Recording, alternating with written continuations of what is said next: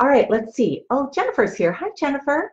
She says that she's got a 5-year-old who will lick food but not put it in his mouth to bite or hold in the teeth. He tries to hit, kick, and headbutt because at the beginning of a session, even before food has been presented, been in therapy for 3 years at other places and still on a bottle with Pediasure. Dad appears stressed. Boy, I'd be stressed too. Well, Jennifer, you're such a good therapist. My thought would be to really back down a little bit on your ladder of strategies. It's so tempting when a child has been in therapy for 3 years to sort of start where you think they ought to be, when in reality, you probably need to back down a little bit and start where it's super easy for them, so that it's so easy that he won't headbutt.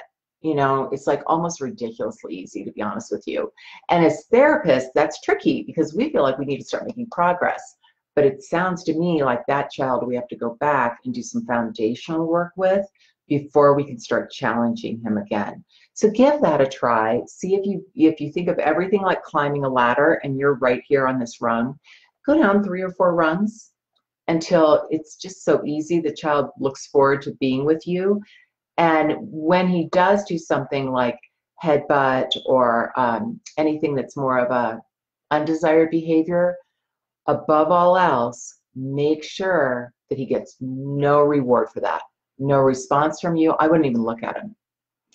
And make sure that the other people in the room, like Dad, that they've got a really casual look on their face. Tell them, I need your best Academy Award performance here. You've got to look super calm and very unimpressed when those behaviors rear their ugly head. That child's doing it for a reason. It might be because he can escape from the situation by doing that. It might be because he's looking for some sort of tangible, maybe a reward, but tangible item like a different food. Could be at home if he does some of those undesired behaviors that he gets what he wants. It's going to be hard to tease it out. But what will help it fade away the most is to give it absolutely no attention. Then I want to warn you about something. Very often when we do that with a child who has had a history of accidentally being reinforced for that behavior, the behavior will get worse.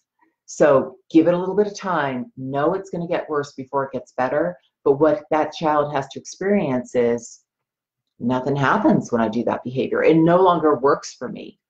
Definitely we don't want to, and I know you wouldn't do this, but just for everyone listening on Facebook, definitely we don't want to use any sort of punishment for that child. We could use some shaping, some redirection, but never punishment, because that child is trying to get to a safe place around food.